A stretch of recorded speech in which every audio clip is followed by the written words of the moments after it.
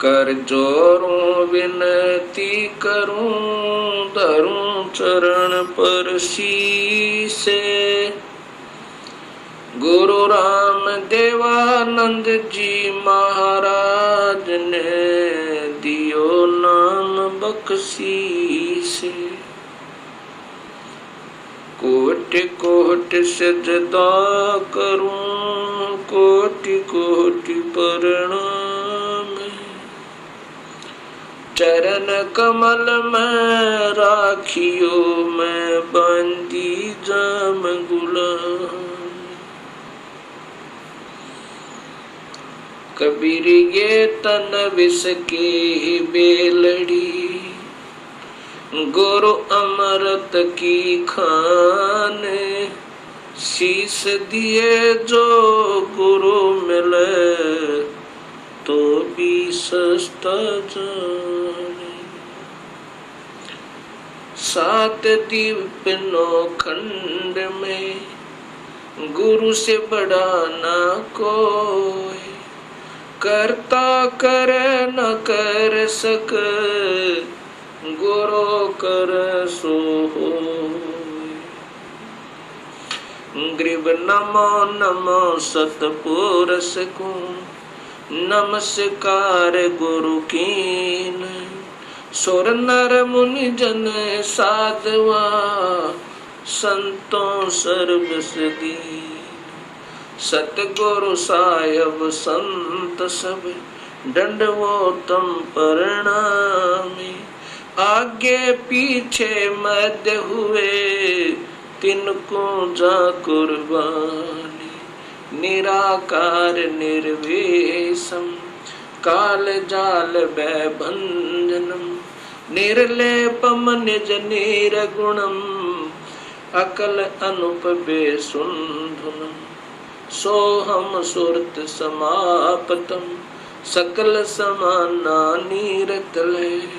उज्ज्वल हिरंबरे हरदमम, बेपरवाह था है वार पार नहीं मदतम।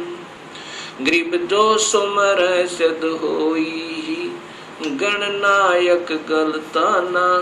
करो अनुग्रह सोई, हे पारस पद परवाना।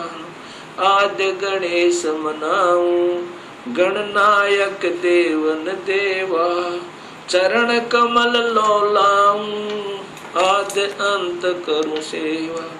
परम शक्ति संगीतम, रिद्धि सिद्धि दाता सोई। अवगत गुण अतीतम, सतपुरुष निर्मोही। जगदम्बा जगदीशम, मंगल रूप मुरारी। तन मन अर्पों शीसम, भक्ति मुक्ति भंडारी। सुर नर मुनि जन ध्यावे, ब्रह्मा विष्णु महेशा।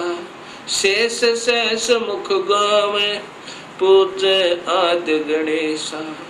इंद्र कुबेर सरीखा, वरुण धर्म राय ध्यावे।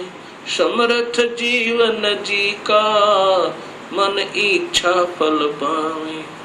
33 कोटि आधारा, ध्यावे शेष 88।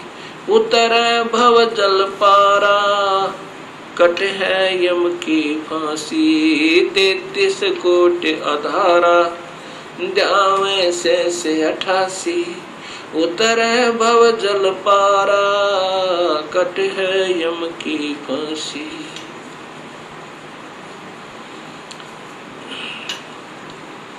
कबीर लूट सको तो लूटियो, राम नाम की लोटी। पीछे फिर पछताओगे, प्राण जहांगे छूटे। नहीं भरोसा देही का, विनस जावे छन माही। श्वास उसास में सुमरण करो, और यतन कछु नाही। कबीर श्वास श्वास में नाम जपो, व्यर्थ श्वास मत खो। ना जाने इस श्वास को, आवण हो कि न हो, राम रटत कोठी भलो, चू चू पड़े जो चामे, ये कंचन दे किस काम की, जा मुख नाही नाम।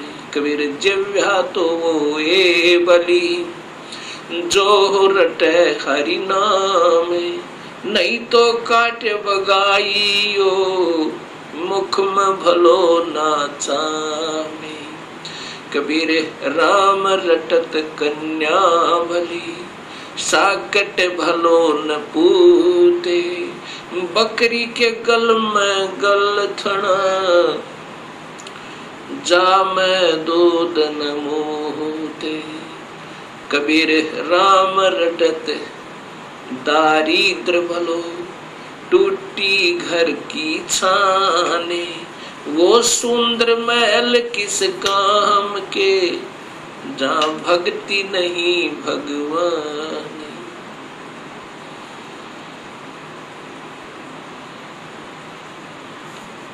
परमपिता परमात्मा पूर्ण ब्रह्म भगवान कबीर साहिब की असीम कृपा से परिभाषा प्रभु की सर्वभक्त समाज के समक्ष पहुंची।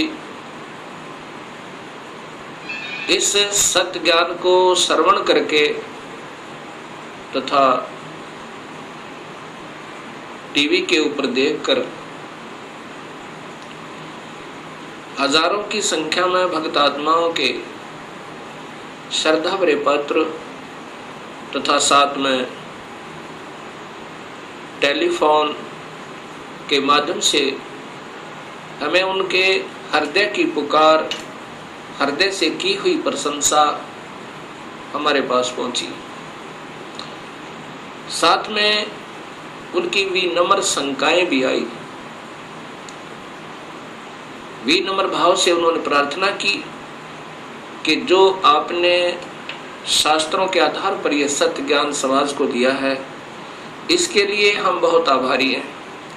ऐसा स्वच्छ, ऐसा सत्य ज्ञान ये अभी तक कहाँ छुपा रहा, इसका कारण क्या रहा?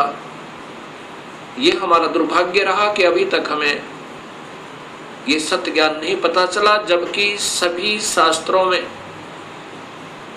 और जो का तो प्रमाण मिला। अब ऐसे भक्त आत्माओं की अगर शंकाओं का समाधान नहीं हो पाया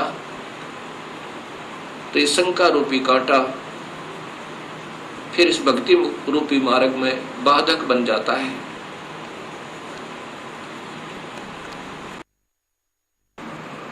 इसके लिए सर्वप्रथम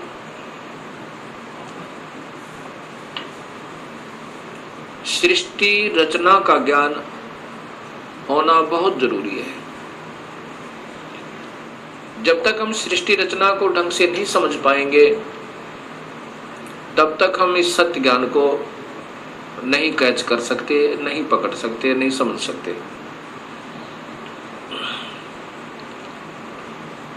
सृष्टि रचना के बारे में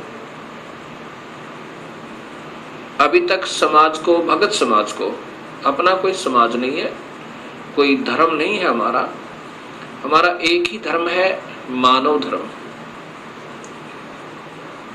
और जीव अपनी जाति है। ये सबसे पहले हमने याद रखना चाहिए। जीव हमारी जाति है, मानव धर्म हमारा, हिंदू मुस्लिम सिख ईसाई ये धर्म नहीं कोई न्यारा है। हम एक पिता की संतान हैं, हमारा एक ही बाप है, वो कुल मालिक पूर्ण परमात्मा।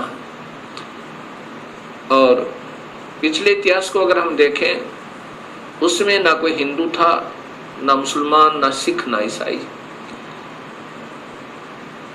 आज हम कोई हिंदू बना हुआ है, इस मानव शरीर के समाप्त होने पर भक्तिहीन प्राणी अपने संस्कारवश कभी पशु बन जाएगा, कभी पक्षी बनेगा, कभी पानी के जलचर बन जाएंगे। जब हम पशु होंगे तो हमारी पशु जाति होगी, और जब हम पक्षी होंगे तो हम पक्षी जाति के प्राणी होंगे। और ये भी हो सकता है कि हमारा कोई पुण्य संस्कार बचा हुआ हो, पुनर्जन्म मानव का हो, तो हम, कोई हिंदू है वो मुसलमान के घर जन्म लेगा, क्योंकि हमारे पिछले संस्कार रले मिले हैं, अलग नहीं है। सिख धर्म लगभग 300 वर्ष पूर्व 10वें गुरु गोविंद सिंह जी के द्वारा ये निर्मित हुआ, इसका उत्थान हुआ। उससे पहले सब हिंदू थे। उनके पिछले नाम राजा राम, कृपा राम, रामचंद्र, चंद्रभान, इस प्रकार के हैं। 3-4 पीढ़ी से पूर्व के जितने पूर्वज हैं वो इन नामों पर हैं। ऐसे ही इससे पहले मुसलमान धर्म नहीं था। हजरत मोहम्मद जी ने एक विशेष पवित्र मार्ग बनाया था भक्ति का, लेकिन आने वाले समय में इसमें बहुत त्रुटियां बन गई।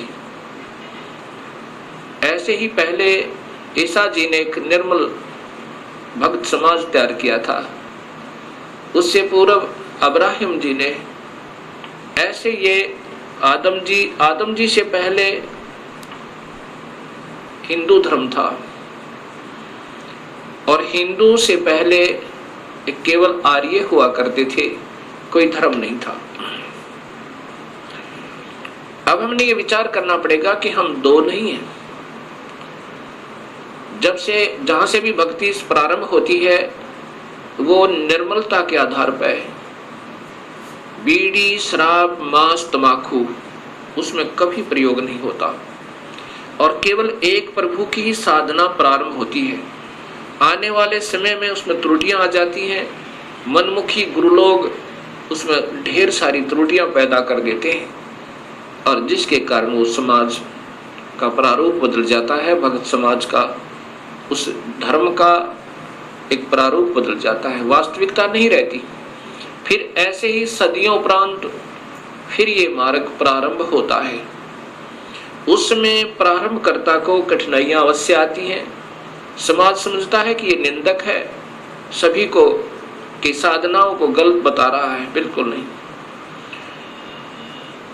गलत उनको लगेगा ये मार्ग जिनको स्वयं शास्त्रों का ज्ञान नहीं, और उनके गुरुदेव अधूरे हैं, जिन्होंने आज तक ये नहीं बताया कि ये सृष्टि कैसे रचेगी, जबकि शास्त्रों में विद्यमान है ये सारा ज्ञान।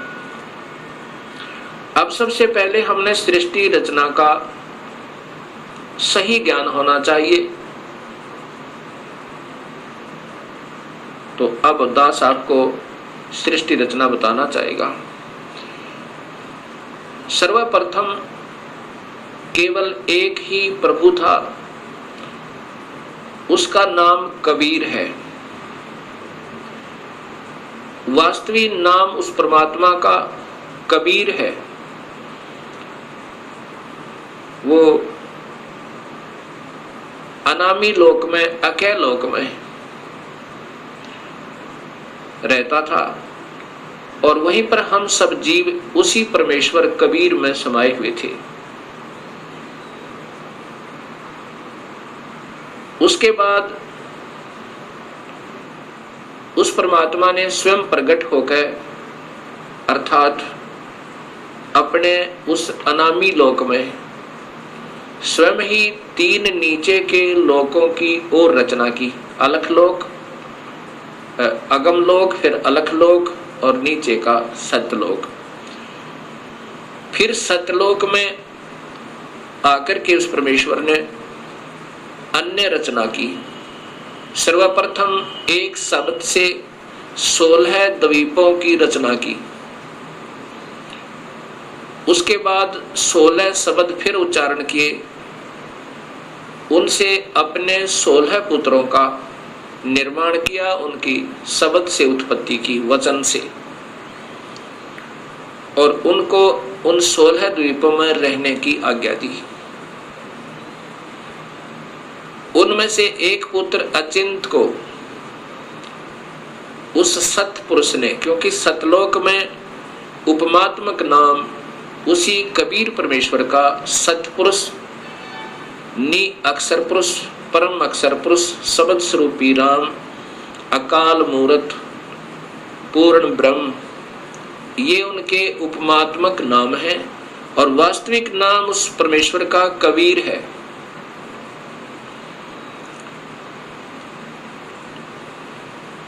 सतलोक के अंदर सतपुरुष ने अपने पुत्र अचिंत से कहा कि आप यहाँ की अन्य सृष्टि रचना को करो मेरी शक्ति तक। अचिंत ने अपनी शब्द शक्ति से अक्षर पुरुष परब्रह्म की उत्पत्ति की और उससे कहा कि मेरा सहयोग दो यहाँ सतलोक में अन्य सृष्टि रचना करने का। अक्षर पुरुष अर्थात ये परब्रह्म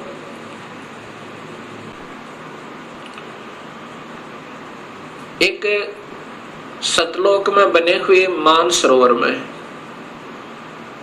उसके अंदर अमृत जल है। सतलोक के अंदर जल अमृत है। उस अमृत सरोवर में प्रवेश कर गए और वहां आनंद से विश्राम करने लगे। अक्षर पुरुष को निद्रा आ गई। सतलोक के अंदर श्वासों से शरीर नहीं है। काफी समय तक सोते रहे। तब सतपुरुष ने अपनी शब्द शक्ति से एक अंडा, जल अमृत तत्व से एक अंडा बनाया और उसमें एक आत्मा प्रवेश की। उस आत्मा समेत उस अंडे को उस जल में डाला, अमृत सरोवर में, उस मान सरोवर में। वो अंडा गड़गड़ गड़गड़ करता हुआ नीचे जा रहा है तो अक्षर पुरुष अर्थात इस पार ब्रह्म की निद्रा भंग हुई। जब ही कोई अधूरी निद्रा से जागता है उसके अंदर कुछ कोप होता है। अब जो ही उसने अपनी कोप सहित दृष्टि से देखा कि मेरी निद्रा किसने भंग कर दी, तब उसका वो कोप उस अंडे पर पड़ा। अंडा दो भाग हो गया। उसमें से ये ब्रह्म निकला, क्षर पुरुष। ब्रह्म अर्थात क्षर पुरुष, इसी को ज्योत स्वरूपी निरंजन, वास्तव में इसका नाम कैल है, कैल। और यही आगे चल के काल कहा, ये आने वाले इसी विवरण में आपको ज्ञान होगा। आकाशवाणी सतपुरुष ने की कि तुम दोनों बाहर आओ। अक्षर पुरुष तुम निद्रा में थे और आपके बिना यहाँ सृष्टि नहीं रची जा रही थी। तुम दोनों बाहर आओ और तुम्हें जगाने के लिए सारी क्रिया की गई और तुम दोनों के दोनों अचिंत के लोक में रहो। ऐसे आदेश प्रभु का पाक है। वे दोनों के दोनों अचिंत के लोक में रहने लगे काफी समय तक। उसके बाद हम सभी की उत्पत्ति कबीर परमेश्वर ने, उसी सतपुरुष ने अपने शब्द शक्ति से हम सबकी उत्पत्ति वहां पर की। कुछ दिनों के बाद इस क्षर पुरुष के अर्थात ब्रह्म के मन में एक खरपतवार उपजा। इसके मन में ये आया कि मैं अपना अलग से राज्य बनाऊं। मेरे अन्य भाई सब एक एक द्वीप में रहते हैं और हम दो यानी अचिंत और ब्रह्म और साथ में ये अक्षर पुरुष पर ब्रह्म भी, हम एक ही द्वीप में रह रहे हैं। मैं अपना अलग राज्य चाहूंगा। इस उद्देश्य से ब्रह्म ने, क्षर पुरुष ने, ज्योत स्वरूपी निरंजन ने 70 युग तक अलग से एक पैर पर खड़ा होकर तपस्या की। जब ये तपस्या कर रहा था, हम ये सभी आत्माएं जो आज काल के लोक में दुख पा रहे हैं, चाहे आज कोई देव बना है, चाहे कोई महादेव बना है, चाहे आज कोई शूकर बना है, चाहे कोई गधा बना है, चाहे कोई राजा बना है, चाहे कोई रंक बना है, पशु या पक्षी बना हुआ है, ये सभी की सभी आत्माएं हम इस काल के ऊपर अर्थात इस ब्रह्म के ऊपर आसक्त हो गए। और यही बीमारी आज हमारे अंदर विद्यमान है, यही प्रक्रिया। जैसे ये नादान बच्चे किसी हीरो और हीरोइन को देखकर उसकी अदाओं के ऊपर इतने आसक्त हो जाते हैं कि वो अगर आसपास कहीं किसी शहर में वो हीरो, वो अभिनेता या अभिनेत्री आ जाए, लाखों की संख्या में उनके दर्शनार्थ भीड़ उमड़ जाए और लेना एक न देने दो, कुछ मिलना नहीं उससे। ऐसी हमारी वृत्ति वहां बिगड़ी थी सत्यलोक में। हम वहां रहा करते थे अपने पिता के पास, कोई दुख नहीं था, कोई मृत्यु नहीं थी, हमारे परिवार थे, हम प्यार से रहा करते थे। लेकिन वहां हम अपने पति भर्ता पद से गिर गए, अपने मूल मालिक उस पूर्ण ब्रह्म जो सर्व सुखदायी सदा सहाय आत्मा का आधार वास्तव में भगवान है, जो जीव को दुखी नहीं करता, जन्म मरण के कष्ट में नहीं डालता, कुत्ते और गधे नहीं बनाता, उसको छोड़कर और हम इस काल यानी ब्रह्म के ऊपर आसक्त होगी। जब इसने सत्युग तप कर लिया, तब पूर्ण परमात्मा ने, पूर्ण ब्रह्म ने, सतपुरुष ने पूछा भी क्या चाहता है तू काल, कैल क्या चाहता है, ब्रह्म तू क्या चाहता है। तब इस ज्योत स्वरूपी निरंजन ने कहा कि पिताजी, ये स्थान जहां मैं रह रहा हूं ये कम है, मुझे अलग से राज्य दो। तब उस पूर्ण ब्रह्म ने इस ब्रह्म के तप के बदले में 21 ब्रह्मांड प्रदान कर दिए, जैसे 21 प्लॉट दे देवे कोई साहूकार पिता अपने पुत्र को। 21 ब्रह्मांडों को पाकर ये ज्योत निरंजन बड़ा प्रसन्न हुआ। कुछ दिनों के बाद इसके मन में आया कि इसमें कोई अन्य रचना करूं, उसके लिए कुछ सामान पिताजी से मांगू। इसने सत्ययुग तप फिर किया। तब सतपुरुष ने पूछा कि आप क्या चाहते हो, आपको 21 ब्रह्मांड प्रदान कर दिए। तब इस ब्रह्म ने कहा कि पिताजी, इसमें कुछ रचना करना चाहता हूं, कृपा रचना करने की सामग्री दीजिए। सतपुरुष ने इस ब्रह्म को 5 तत्व और 3 गुण प्रदान कर दिए। इसके बाद इसने सोचा कि ब्रह्म ने सोचा कि इसमें जीव भी हो, मेरा अकेले का मन नहीं लगता। इस उद्देश्य से 64 युग तप फिर किया। तब सतपुरुष ने पूछा कि क्या चाहता है ज्योत निरंजन, अब तो तुझे मैंने जो मांगा सो दे दिया। तब ब्रह्म ने कहा पिताजी, कृपा मुझे जीव प्रदान करो, मेरा अकेले का दिल नहीं लगता है।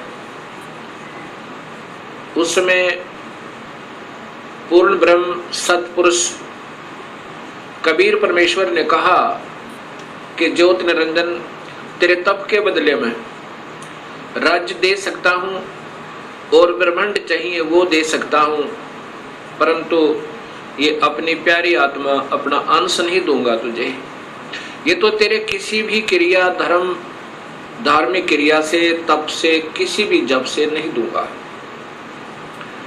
हाँ, यदि वो स्वयं कोई जाना चाहता है अब सब इच्छा से, कोई हंस आत्मा, कोई भक्त आत्मा, तो मैं स्वीकृति दे सकता हूं, नहीं तो मैं अपनी इच्छा से नहीं कहूंगा, ये मैं नहीं दे सकता।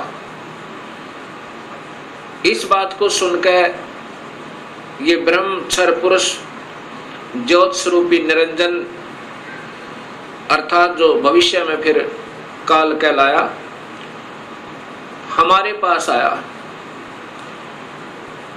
आज हम जितनी भी ये दुखी आत्मा इस काल के 21 ब्रह्मांड में पीड़ित हैं,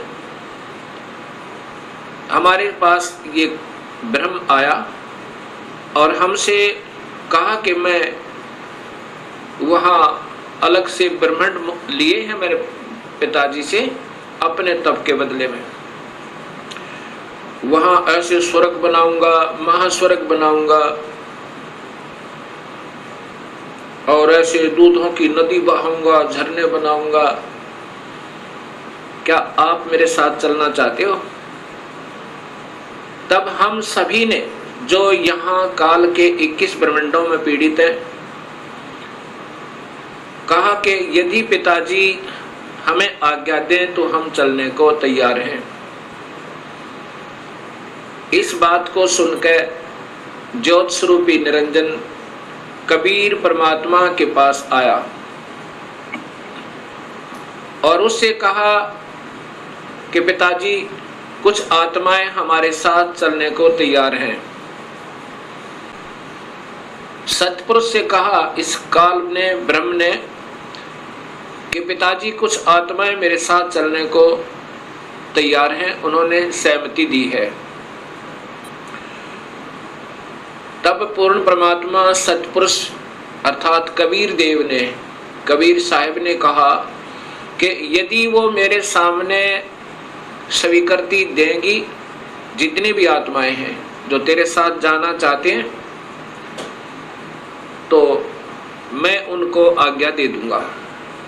ऐसा कहकर के सतपुरुष हम सभी आत्माओं के पास आया जो आज काल के लोक में कैद में बंद हैं। सतपुरुष ने, उस अकाल मूर्त ने, शब्द स्वरूपी राम ने हमसे पूछा कि जो आत्मा इस ब्रह्म के साथ जाना चाहती हैं वो अपनी सहमति व्यक्त करें। उस समय हम सभी घबरा गए और नहीं हिम्मत पड़ी अपने पिता के सामने स्वीकृति देने की। उस समय एक आत्मा ने सर्वप्रथम हिम्मत किया, डेयर किया और कहा कि पिताजी, मैं इस ब्रह्म के साथ जाना चाहता हूं। उसकी देखा देखी फिर हम सभी ने स्वीकृति दे दी।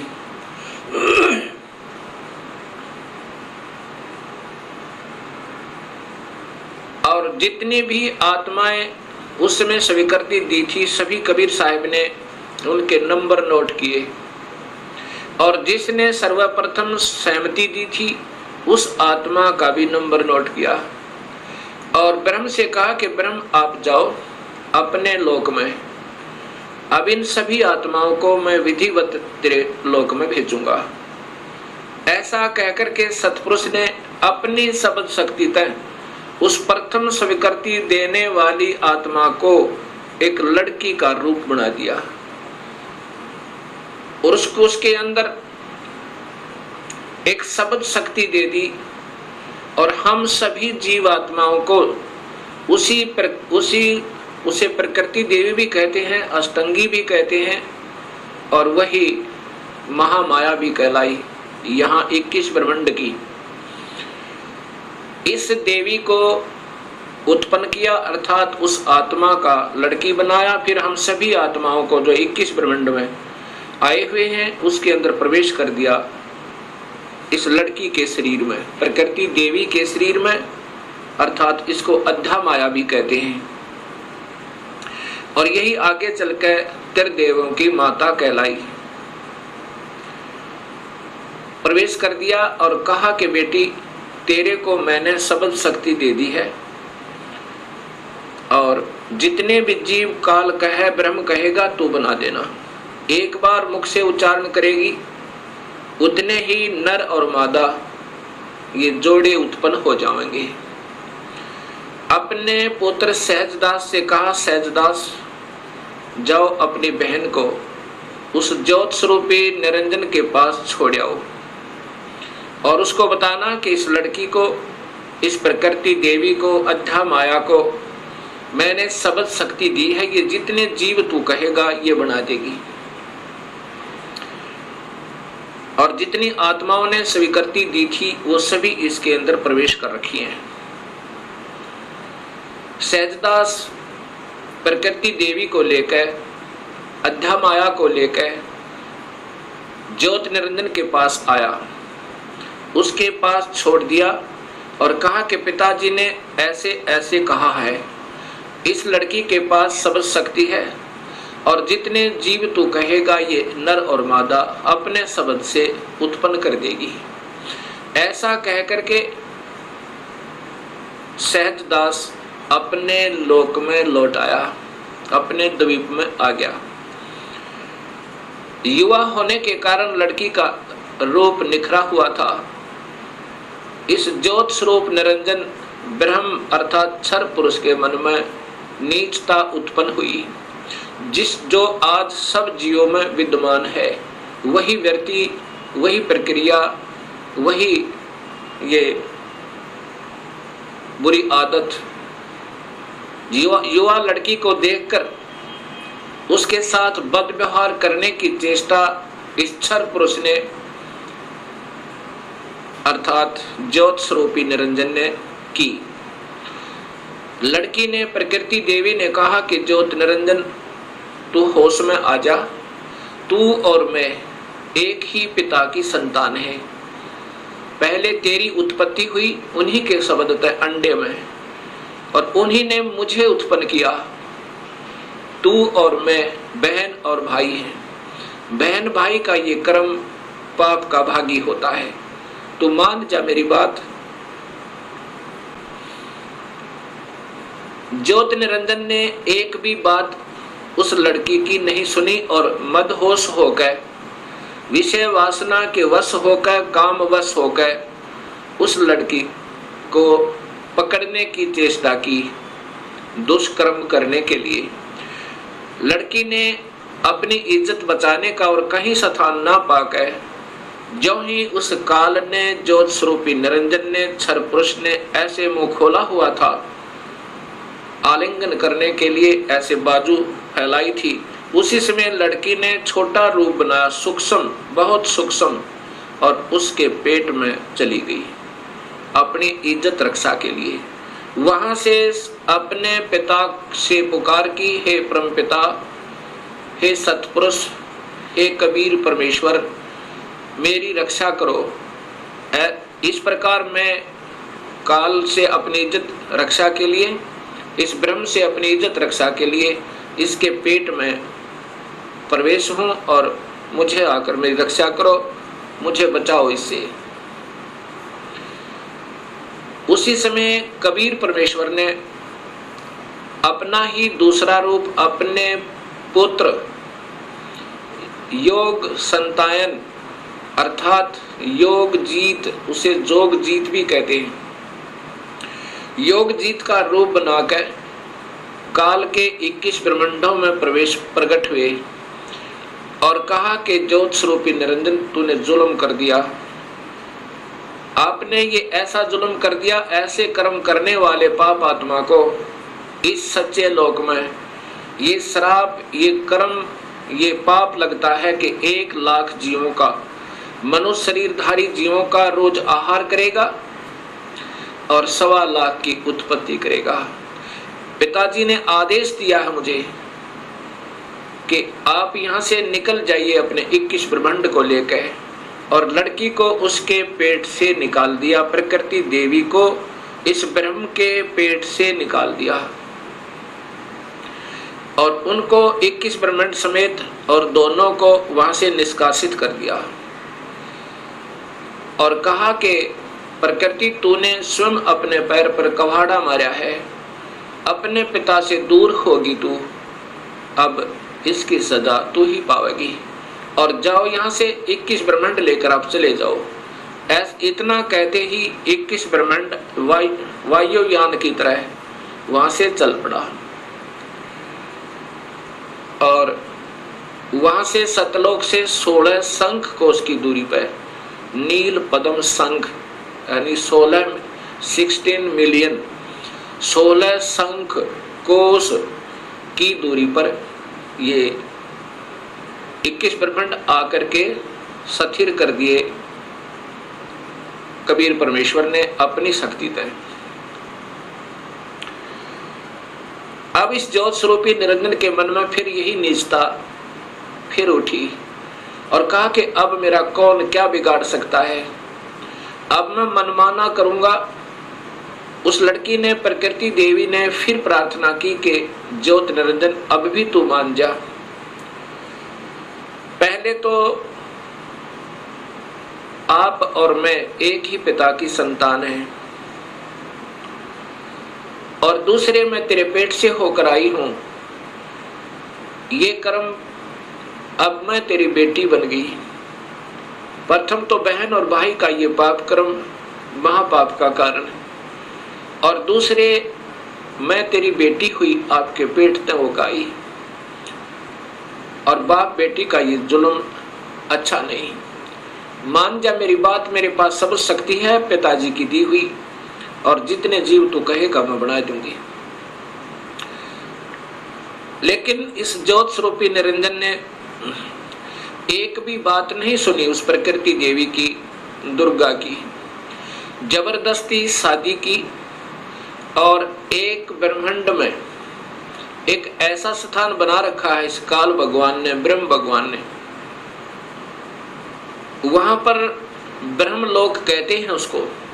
उस ब्रह्मलोक के अंदर इसने 3 स्थान बना रखे हैं, एक रजोगुण प्रधान, एक सतोगुण प्रधान और एक तमोगुण प्रधान। जब ये सतोगुण रजोगुण प्रभावित क्षेत्र में इस दुर्गा को अपनी पत्नी के रूप में रखता हुआ वहां रहता है, उस समय जो पुत्र की उत्पत्ति होती है उसका नाम ब्रह्मा रख देता है, उसको रजोगुण बना देता है। उसके बाद ये दोनों उस स्थान पर आ जाते हैं जो सतोगुण प्रभावित होता है। वहां पर जो पुत्र उत्पन्न होता है उसके अंदर सतोगुण आ जाते हैं, उसके अंदर सतोगुण आ जाते हैं, और उसका नाम ये विष्णु रखते हैं। तीसरे स्थान को तमोगुण प्रभावित बना रखा है। वहां रहकर अब इसी प्रकृति देवी दुर्गा के साथ जो पुत्र उत्पन्न करता है उसका नाम रुद्र शंकर शिव रखता है।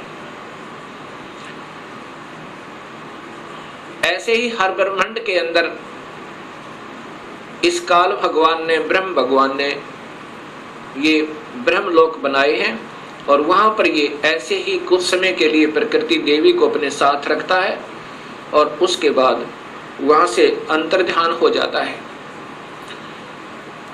अब जब इसने इस लड़की को, प्रकृति देवी को बदनजर से देखा था, और ये लड़की प्रकृति देवी ने इसके पेट में शरण पाई थी, ज्योत निरंजन के पेट में, और फिर सतपुरुष ने अपने पुत्र जोगजीत का रूप बना करके आकर उसको निकाला था। उस दिन से इसका नाम काल पड़ा। कहा था कि आज से तेरा नाम काल होगा, और 1 लाख जीवों का, मनुष्य शरीरधारी प्राणियों का रोज आहार करेगा, और 1.25 लाख की उत्पत्ति किया करेगा। ये वहां पर सतलोक के अंदर ऐसा दुष्कर्म करने वाले को सबतः पाप लग जाता है। अब ज्योत स्वरूपी निरंजन काल ने अपनी पत्नी से कहा कि मैं ऐसे स्थान पर रहूंगा जहां पर कोई नहीं आ सकता, और आज के बाद मैं किसी भी 20 ब्रह्मांड के अंदर किसी भी व्यक्ति को, किसी भी प्राणी को आकार रूप में दर्शन नहीं दूंगा। मुझे निराकार समझा करेंगे, लेकिन मैं अपने वास्तविक रूप, काल रूप में अपने 21वें ब्रह्मांड में रहा करूंगा। वहां पर कोई नहीं आ सकता, ना ब्रह्मा आ सकता, ना विष्णु आ सकता, ना शिव आ सकता, और ना ही कोई वेदों में के अनुसार साधना करने वाले साधक आ सकते। मैं वहां रहा करूंगा। और सर्व कार्य मैं गुप्त रूप से किया करूंगा। तब प्रकृति देवी ने कहा कि निरंजन मैं तेरे वश होगी, अब कुछ भी नाच नचा। इतने बड़े ब्रह्मांडों को, इन 20 ब्रह्मांडों को मैं कैसे चलाऊंगी एक स्त्री की जाति, और तू मुझे छोड़कर जा रहा है, कहता मैं आज के बाद किसी को दर्शन नहीं दूंगा। तब ज्योत स्वरूप निरंजन अर्थात इस काल भगवान ने ब्रह्म ने कहा कि प्रकृति चिंता ना करे, जो कुछ भी करूंगा वो मैं ही करूंगा, तुम तो निमित्त मात्र होगे, और ये बच्चे ब्रह्मा विष्णु महेश ये भी केवल निमित्त होंगे, इन सब का रिमोट मेरे पास होगा, सब कार्य मैं करवाऊंगा, तू चिंता मत कर। और जब ये बच्चे थोड़े से सियाने हों इनको अचेत कर देना, जब ये बाल अवस्था से ऊपर उठे इनको अचेत कर देना, और मेरा भेद मत बताना, ये समझ लेना ध्यान से, अगर मेरा भेद तूने इनको बताया तो मेरे से बुरा नहीं होगा। ऐसे उसको डरा धमका दिया। इस प्रकार ये काल उसके बाद निराकार कहलाता है, लेकिन ये आकार में अपने उस काल लोक में विद्यमान रहता है। जब ये बच्चे ब्रह्मा विष्णु महेश सियाने हुए तब तक इनको अचेत रखा गया। जब ये सियाने हुए उसमें ब्रह्मा को कमल के फूल पे, विष्णु को शेष सैया पे, और शिव को एक कैलाश पर्वत पे इनको बेहोश रखा हुआ था, और फिर वहां पर सचेत कर दिया। सबसे पहले ब्रह्मा को कमल के फूल पे इसी स्वयं ब्रह्म ने काल ने अपने ही नाभि से एक कमल प्रकट किया। वो महाविष्णु महाब्रह्मा महाशिव रूप में, 3 रूप में ब्रह्मलोक में रहता है हर ब्रह्मांड के अंदर। उस समय ब्रह्मा को उस कमल के फूल पर रख दिया। ब्रह्मा को ये नहीं मालूम कि मैं कहां से उत्पन्न हुआ, कौन मेरा माँ है, कौन मेरे पिता है। उसके बाद आकाशवाणी हुई कि तुम तप करो। ब्रह्मा ने 1000 वर्ष तक तप किया। फिर आकाशवाणी हुई कि सृष्टि करो। तब ब्रह्मा ने सोचा कि मैं काहे की सृष्टि करूं, सब जगह जल ही जल है, कहीं पृथ्वी दृष्टि गोचर नहीं हो रही है। इतने में मधु और कैटब नाम के 2 राक्षस काल ने प्रेरित करके और ब्रह्मा की ओर भेज दिए। ब्रह्मा डर के मारे उस कमल के फूल को के डंठल को पकड़कर नीचे उतर गया बहुत स्पीड तक। नीचे जब आया तो उसी जल के ऊपर एक शेष सैया पर चतुर्भुज रूप में एक व्यक्ति सो रहा है। उसके हाथों में शंख चक्र गदा पद्म है। जब ब्रह्मा वहां पहुंचा उसी समय उस वो विष्णु जी थे जो त्रिलोकीय विष्णु जी थे। उनमें से एक शक्ति निकली, वो आकाश में छा गई। उस समय ये ब्रह्मा विष्णु जी होश में आए। इतने में मधु और कैटब भी पहुंच गए। मधु और कैटब के साथ भगवान विष्णु ने 5000 वर्ष तक युद्ध किया, वो नहीं मरे। फिर उस शक्ति ने जो आकाश में छाई थी एक लड़की का रूप बनाया, देवी का, और मधु कैटब को मोहित किया, अपनी ओर आकर्षित किया अपनी कलाओं से, अदाओं से। जब मधु और कैटब उस लड़की की तरफ देखने लगे तो विष्णु जी ने पीछे से उनकी गर्दन पकड़कर दोनों को मार डाला। अर्थात 5000 वर्ष तक भगवान विष्णु से 2 राक्षस नहीं मरे। वो भी तब मरे जब उस माता ने सहयोग दिया, उनको अट्रैक्ट कर लिया, आसक्त कर लिया। इससे 2 बातें सिद्ध होती हैं कि ये समर्थ नहीं है। जब 5000 वर्ष तक 2 राक्षस नहीं मर पाए भगवान विष्णु से, तब ब्रह्मा जी और विष्णु 2 थे। इतने में रुद्र अर्थात ये शिव भी वहीं प्रकट हो गया। ब्रह्मा जी देवी भागवत महापुराण में बताता है कि मैं फिर हम 3 हो गए। ब्रह्मा, विष्णु और शिव। तब देवी ने कहा कि तुम तीनों देवता अपने अपने कार्य को ध्यान से सुनो और उस पर संलग्न हो जाओ।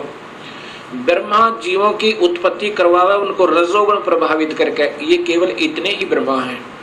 और विष्णु फिर इनके आपस में सतिथि बनाए रखा है, मोह ममता में फंसाए रखा है, ये विष्णु जी की ड्यूटी है। और शिव की ड्यूटी है कि ये संहार करे। तब इन तीनों ने कहा कि हे माई, हे देवी, कहीं पर पृथ्वी नजर नहीं आ रही है और पृथ्वी के बिना प्राणियों की सृष्टि, स्थिति और संहार असंभव है। तब वो देवी मुस्काई और कहा कि तुम, इतने में एक विमान आया और कहा कि तुम तीनों के तीनों इस विमान में बैठो और चिंता मत करना, घबराइयो मत। उस समय ये तीनों के तीनों ब्रह्मा, विष्णु, महेश विमान में प्रवेश कर गए। विमान मन की गति से चला, बहुत तीव्र गति था। कहां पहुंचा? ब्रह्मलोक में पहुंचा, जहां पर ये काल भगवान 3 रूपों में रहता है, जहां इनकी उत्पत्ति की जाती है, ब्रह्मा, विष्णु, महेश की। और वहां पर कोई नहीं जा सकता, ना वेद विधि से, किसी साधना तक, ना तप से, ना यज्ञ से, ना हवन से, किसी प्रकार से नहीं जा सकता, ना किसी जप से। वहां पर तो ये अपनी कृपा से ही ले जा सकता है, ये काल भगवान सोचल सिद्ध करके। वहां जाकर के इन्होंने क्या देखा?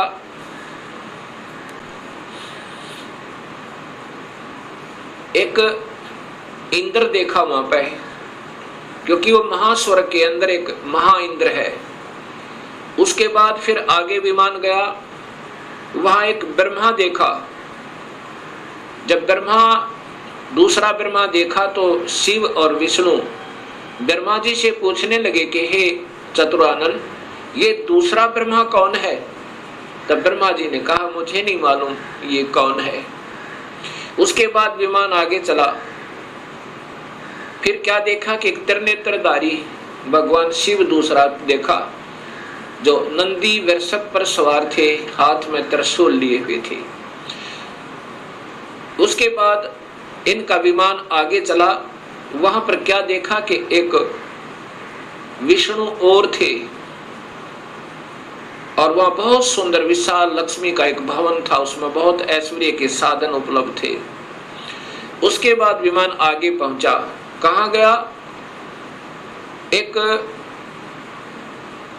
माई बैठी थी, जिसके शरीर में जैसे हजारों बिजलियां चमक रही हो, इतना तेज था, इतना नूर था, और वो प्रकृति देवी थी। ये ब्रह्मा, विष्णु, महेश की माँ थी, माँ है जो इन्होंने देखी। विमान वहां रुका। देवी एक विशाल भवन के अंदर विराजमान थी। तब उसने कहा कि तुम तीनों के तीनों जहाज से नीचे उतरो। हम नीचे उतरे। ब्रह्मा, विष्णु, महेश, ब्रह्मा बता रहा है देवी भागवत महापुराण में, नीचे उतरे। तब विष्णु जी ने ध्यान से देखा और कहा कि ये तो अपनी माँ है। इस माई के दर्शन मैंने किए थे जब मैं बालक था, छोटा सा था। जब मैं बालक था, छोटा सा था, तब मैंने इस माई के दर्शन किए थे। इससे सब सिद्ध है कि इनका जन्म है और ये तीनों की माँ है। तब ब्रह्मा, विष्णु और शिव ने तीनों ने स्वीकार कर लिया कि ये ही अपनी जननी है। तब शिव जी कहते हैं, हे माता, जब आप ब्रह्मा को उत्पन्न करने वाली आप हैं, विष्णु भी जब आपके बालक हैं, तो ये तीसरा भी आप ही का बच्चा है। आप ही हमें गुप्त भेद नहीं बता रहे थे, अब हमने आप ही की कृपा से ज्ञान हुआ। अब इसका प्रमाण आपको सबसे पहले देवी भागवत महापुराण में देता हूं। पहले आपको देवी भागवत महापुराण से प्रथम शिव पुराण को दिखाता हूं, उसके बाद फिर आपको देवी भागवत महापुराण दिखाऊंगा। और ये शास्त्र पहले से उपलब्ध थे, कोई आज नहीं बनाए इस दास ने। क्योंकि जितने हमारे अभी तक शास्त्र विद रहे वो अल्पज्ञ थे, अधूरे ज्ञान युक्त थे, वो उनको इस सत्य मार्ग का पता नहीं था। इसलिए हमारे सभी पूर्वजों को भूत बना दिया गीता विरुद्ध साधना करवा के, और पितर बनवा दिया गीता विरुद्ध साधना करवा के। गीता में लिखा है कि देवी देवताओं की पूजा मत करो, ब्रह्मा विष्णु महेश की पूजा तक भी नहीं करनी है, तीनों गुणों की भक्ति नहीं करनी है। केवल ब्रह्म से प्रारंभ होती है भक्ति, और पूजा करनी है केवल पूर्ण ब्रह्म की। अब मैं आपको देवी भागवत, पहले आपको शिव महापुराण दिखाता हूं।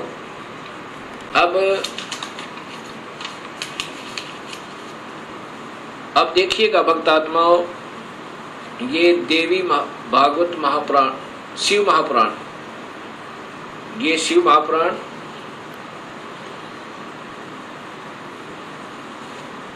इसके अंदर आपको पता चलेगा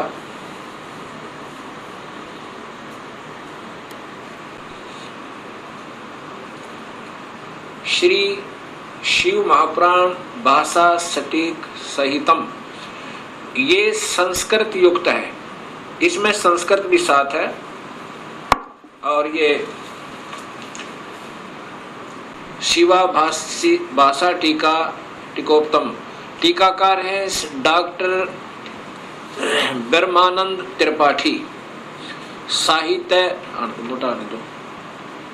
साहित्य आयुर्वेद ज्योतिष आचार्य, MA PhD DMCA, ये टीकाकार हैं इनके। और ये आपके समक्ष है, इसमें क्या लिखा है यहाँ देखिएगा।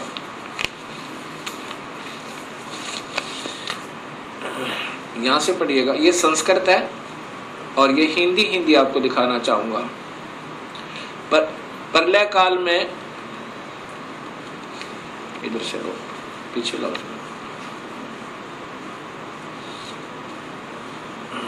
ए मुनिवर, प्रलय काल में भी शिव पार्वती का कभी वियोग ना होने के कारण ही काशी को अविमुक्त अक्षेत्र कहते हैं।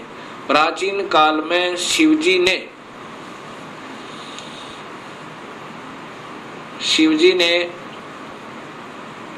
इस अक्षेत्र का नाम पहले नंदनवन और बाद में अविमुक्त रखा था। हे देवर्षि नारद, आनंद वन में रमण करते हुए शिव पार्वती के मन में इच्छा हुई कि किसी दूसरे पुरुष का निर्माण किया जाए,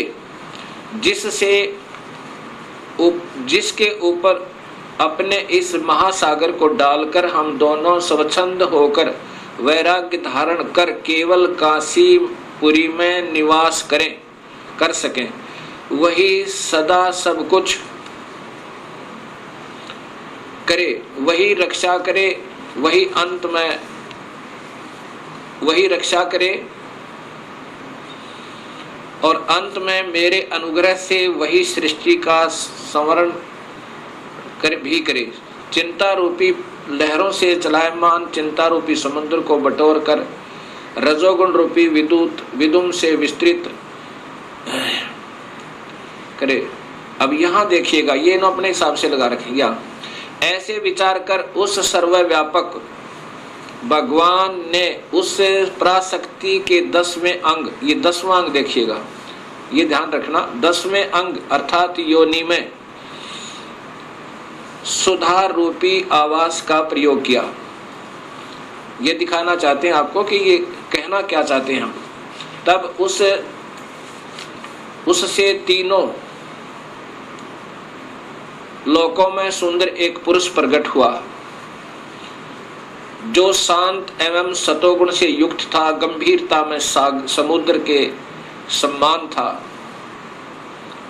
सम्मान तथा अक्षमावान था। हे मुनि, वह पुरुष इंद्र लक्ष्मणी के सदृश कांति वाला, अर्थात ये था कौन, ये देखिएगा नीचे।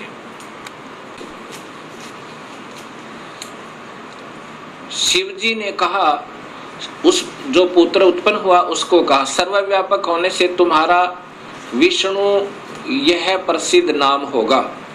ये देखिए ध्यान तक, फिर देखिए, सर्वव्यापक होने से, सर्वव्यापक होने से शिव ने कहा, शिव जी ने कहा सर्वव्यापक होने से के कारण तुम्हारा विष्णु यह प्रसिद्ध नाम होगा। अब इससे सिद्ध हो गया कि शिव जी से विष्णु की उत्पत्ति। एक बार फिर लीजिए,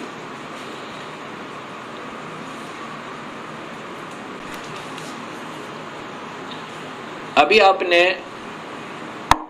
ये शिव महापुराण में छठे अध्याय को देखा। छठे अध्याय में कि भगवान शिव से और पार्वती के संयोगता है। पार्वती कौन? ये महाशक्ति यानी शेरा वाली प्रकृति के द्वारा विष्णु की उत्पत्ति हुई। अब सातवां अध्याय, ये संस्कृत भी साथ है। अब यहाँ आगे देखिएगा, ये हिंदी देखिएगा।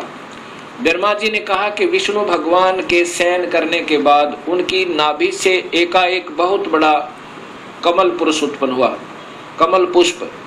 अब ये ब्रह्मा बता रहा है, लेकिन तुक्के लगा रहा, क्योंकि ये स्वयं बेहोश था पहले, इसको आप ही नहीं मालूम वो कौन से विष्णु की नाभि से मिला। ये देखिएगा, उत्पन्न हुआ जिसकी नाल टनकार फल फूल के फूल।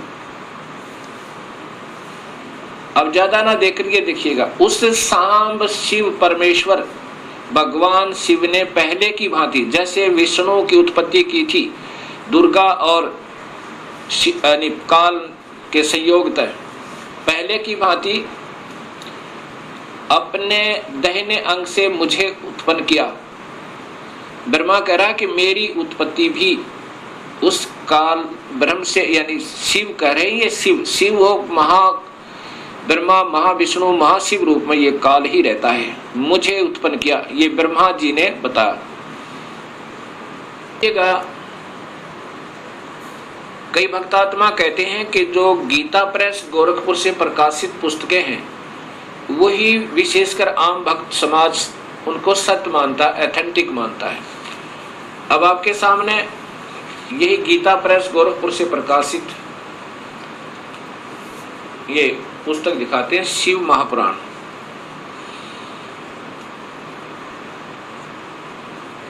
संक्षिप्त शिव महापुराण, और ये नीचे गीता प्रेस गोरखपुर से, और इसके छठे अध्याय में फिर यही प्रमाण है।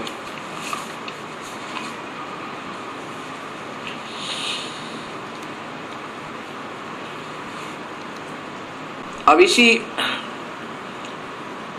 शिव महापुराण का ये छठा अध्याय है। ये शिव महापुराण अध्याय नंबर 6, उसके बीच से सुना रहा हूं, आप इसको खरीद कर देख भी सकते हो। जिस परब्रह्म के विषय में ज्ञान और अज्ञान पूर्ण उक्तियों द्वारा इस प्रकार ऊपर बताए अनुसार विकल्प किए जाते हैं, उसने कुछ काल के बाद सृष्टि का समय आने पर द्वितीय की इच्छा प्रकट की। उसके भीतर एक से अनेक होने का संकल्प उदित हुआ। तब उस निराकार परमात्मा ने अपनी लीला शक्ति से अपने लिए मूर्ति आकार की कल्पना की।